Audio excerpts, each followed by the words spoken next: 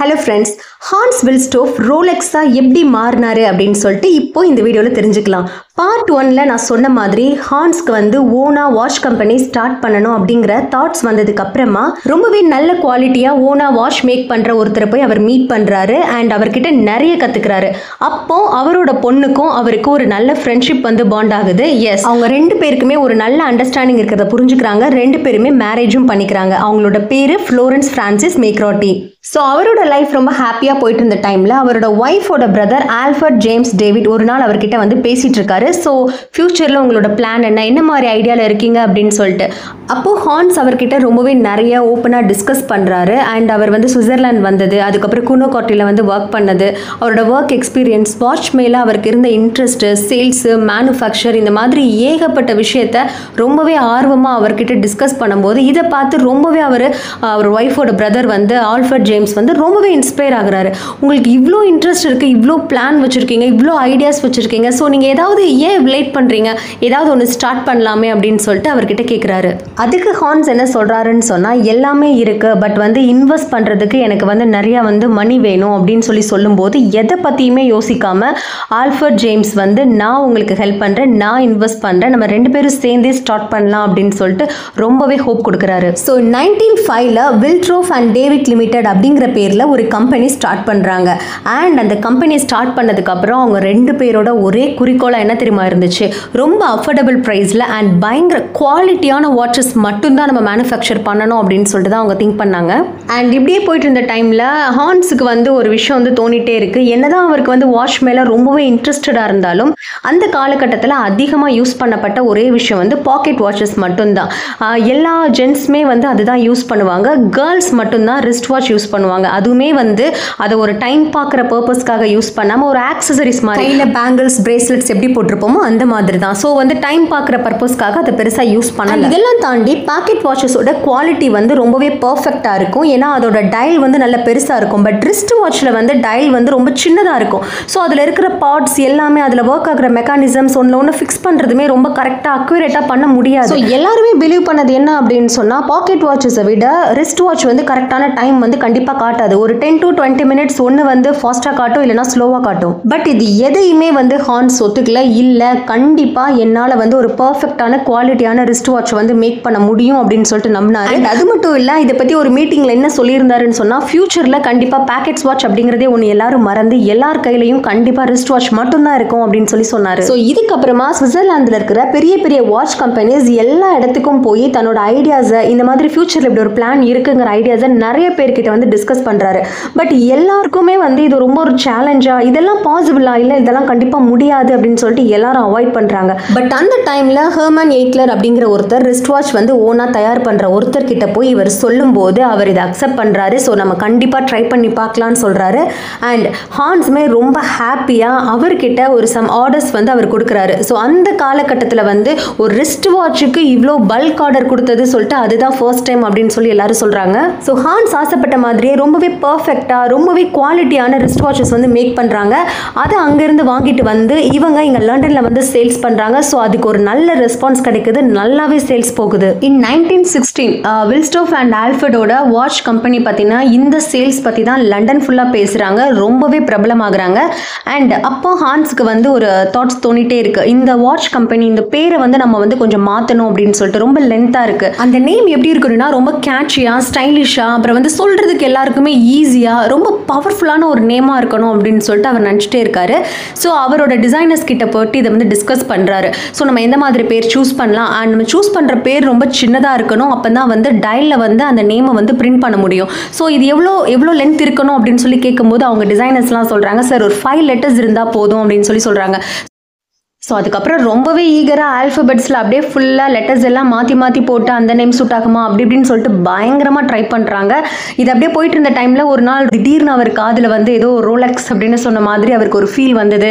So அதனால தான் நான் சடனாக வந்து அந்த பேரை வந்து நான் சூஸ் பண்ணேன் அப்படின்னு சொல்லிட்டு அவரே ஒரு இன்டர்வியூவில் சொல்லியிருப்பாரு. ஸோ அப்படி வந்து நேம் தான் ரோலெக்ஸ். ஸோ இந்த ரோலெக்ஸ் அப்படிங்கிற பேருக்கு பர்டிகுலராக எதுவும் மீனிங்லாம் கிடையாது. ஸோ ரொம்பவே கேட்சியாக இருக்கணும், ஸ்டைலிஷாக இருக்கணும்னு சொல்லி சூஸ் பண்ண நேம் அது.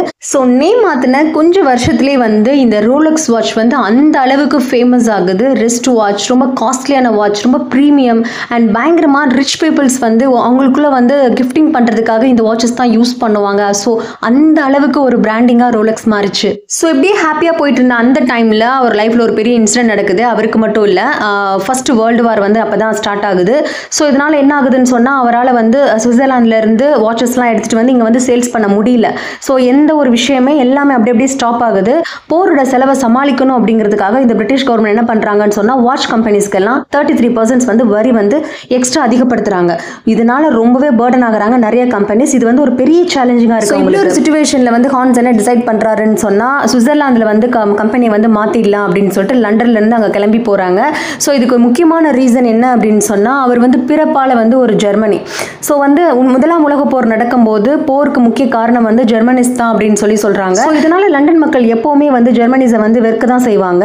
ஸோ இந்த ஒரு ரீசனாலையும் அவரோட உயிருக்கு வந்து எந்த ஒரு ஆபத்தும் வரக்கூடாதுங்கிறதுனாலையும் அவர் வந்து சுவிட்சர்லாந்து வந்து மாறி வராரு. ஸோ வந்ததுக்கு அப்புறமே கூட அவங்களுடைய கம்பெனியில் வந்து சேல்ஸில் வந்து எந்த ப்ராப்ளமும் நடக்கல. அது எப்பவும் போல ரொம்பவே ஹையாக இருந்துட்டு இருக்கு. இதில் ரொம்பவே இன்ட்ரெஸ்டிங்கான ஒரு விஷயம் என்ன அப்படின்னு சொன்னால் வேர்ல்டு வார் நடக்கும்போது அங்கே இருக்கிற மிலிட்டரி ஜெனரல் எல்லாருமே திங்க் பண்ண ஒரு விஷயம் என்ன அப்படின்னு சொன்னால் போர் அப்படின்னு ஒன்று நடக்குதுன்னு சொன்னால் அதுக்கு முக்கியமாக ஃபாலோ பண்ண வேண்டியது, அசம்பிள் ஆக வேண்டியது அந்த டைம். ஸோ இந்த டைமை கரெக்டாக எல்லாருமே கீப் அப் பண்ணணும் அப்படிங்கிறதுக்காக கவர்மெண்ட்டே வந்து தன்னோட ஆர்மிக்காக ரோலெக்ஸ் வாட்சை வந்து லைனில் நின்று வாங்கிட்டு போனாங்களாம். ஸோ எந்த ஒரு மார்க்கெட்டிங்குமே இல்லாமல் இந்த மாதிரி போர் அப்படின்னு சொல்லிட்டு எல்லா நாட்டுக்குமே வந்து ரோலெக்ஸ் வாட்ச் அவ்வளோ வேகமாக வந்து சேல்ஸ் ஆயிருக்கு. கவர்மெண்ட்ஸே வந்து இதை வந்து சோல்ஜர்ஸ்க்கு வாங்கி கொடுத்துருக்காங்க. அது மட்டும் இல்லாமல் சுவிட்சர்லாந்தில் ரிஸ்ட் வாட்ச் குரோனோமீட்டர் ரேட்டிங்லையும் இந்த ரோலெக்ஸ் வாட்ச் வின் பண்ணிருக்கு. எவ்வளோ பெரிய விஷயம் இல்லை? ஏன்னா சுவிட்சர்லாந்து தான் வந்து வாட்சஸ்க்கான பெஸ்ட் இடம். பெஸ்ட் வாட்சஸ், குவாலிட்டியான வாட்சஸ் எல்லாமே வந்து சுவிட்சர்லாந்தில் தான் அதிகமாக வந்து மேக் பண்ணுவாங்க. பட் சுவிட்சர்லாந்துலேயே வந்து பெஸ்ட்டான வாட்ச் அப்படின்னு சொல்லிட்டு ரோலெக்ஸ்க்கு மட்டும்தான் சர்டிஃபிகேட் கொடுத்துருக்காங்க. நெக்ஸ்ட் இன் 1926 ரோலெக்ஸ் கம்பெனி வந்து ஒரு சூப்பர்பான இன்னொரு மாடலை வந்து இன்ட்ரடியூஸ் பண்ணுறாங்க வாட்சஸில், ரோலெக்ஸ் வாட்டர் ப்ரூஃப் வாட்சஸ் அப்படின்னு சொல்லிட்டு. ஸோ இது வந்து எல்லாருமே ரொம்ப ஆச்சரியமாக பார்க்குறாங்க. வாட்டர் ப்ரூஃப் எப்படி வாட்சஸில்? ஸோ இதெல்லாம் பாசிபிளே கிடையாது அப்படின்னு சொல்லிட்டு எல்லாருமே சொல்கிறாங்க. அந்த டைமில் தான் இன்னொரு விஷயமும் நடக்குது. 1927 மெர்சிடிஸ் கிளிட்ஸி அப்படிங்கிற ஒரு கேர்ள் வந்து இங்கிலாந்து டு ஃப்ரான்ஸ்க்கு நடுவில் இருக்கக்கூடிய கடலை வந்து 32 கிலோமீட்டர் அது டிஸ்டன்ஸ். ஸோ இதை வந்து நான் ஸ்விம் பண்ணியே கடக்க போகிறேன் அப்படின்னு சொல்லிட்டு வேற சொல்கிறாங்க. ஸோ இதை கேட்ட மக்கள்லாம் பயங்கர வந்து ஆச்சரியப்படுறாங்க. அது எப்படி முடியும்? அது வந்து அவ்வளோ சில்லா இருக்கக்கூடிய பிளேசஸ், 32 கிலோமீட்டர்ஸ் எப்படி நம்ம தண்ணியில் ஸ்விம் பண்ண முடியும் அப்படின்னு சொல்லி ரொம்ப ஆச்சரியமா பார்க்குறாங்க. மெர்சிடிஸ் வந்து ரொம்பவே கான்ஃபிடென்ட்டா இல்லை என்னால் பண்ண முடியும் அப்படின்னு சொல்லிட்டு ஒரு டேட்டும் ஃபிக்ஸ் பண்ணி அந்த ஆர்கனைஸ் பண்ணுறாங்க. அண்ட் அந்த டேட்டும் வருது. மக்கள் எல்லாம் இது ஏதோ ஒரு ஒலிம்பிக் காம்படிஷன் மாதிரி இதை ரொம்ப ஆர்வமாக கூட்டமாக வந்து அந்த இடத்த வந்து பார்க்க வராங்க. ஸோ இந்த டைம் ஹான்ஸ் வில்ஸ்டோஃப் வந்து ஒரு பிளான் பண்ணுறாரு. அண்ட் அவருடைய வாட்சஸ்க்கு வந்து இது வந்து ஒரு பெரிய மார்க்கெட்டிங்காக வந்து நம்ம யூஸ் பண்ணணும் அப்படின்னு சொல்லிட்டு ஒரு பிளான் பண்ணுறாரு. அந்த இடத்துக்கு ஹான்ஸ் வந்து ஒரு சீஃப் கெஸ்ட்டாக வராரு. வந்து அந்த பொண்ணு கழுத்தில் ஒரு செயினை போட்டு விட்டு அவரை வந்து விஷ் பண்ணுறாங்க. ஸோ இப்போ வந்து அவங்களும் வந்து ஸ்விம் பண்ண ஸ்டார்ட் ஆகிட்டாங்க. எல்லாரும் ரொம்ப ஆர்வமாக பார்த்துட்டு இருக்காங்க. ஸ்விம்மிங் பண்ணிகிட்டே இருக்காங்க. ஒரு 10 hours அவங்க ஸ்விம் பண்ணுறாங்க. ஸ்விம் பண்ணிகிட்டே இருக்கும்போது தண்ணி வந்து ரொம்பவே சில் கண்டிஷனுக்கு போனதுனால இது வரைக்கும் போதும், இதுக்கப்புறம் வந்து ஸ்விம் பண்ண வேணாம், ஏன்னா பிரீத்திங் ப்ராப்ளம் வரும்னு சொல்லிட்டு அவங்கள வந்து ஸ்டாப் பண்ணி வெளியில் கூட்டிகிட்டு வந்துடுறாங்க. சான்ஸே இல்லை, 10 hours அந்த சில் வாட்டரில் அவங்க ஸ்விம் பண்ணியிருக்காங்க. ஸோ இது எல்லாத்தையுமே ரொம்ப மக்கள் ஆச்சரியமாக பார்த்துட்டு இருக்காங்க. அவங்கள வெளியில் கூட்டிகிட்டு வந்ததுக்கு அப்புறமா நிறைய பத்திரிகையாளர்கள் அவங்களை வந்து இன்டர்வியூ எடுக்க வந்திருக்காங்க.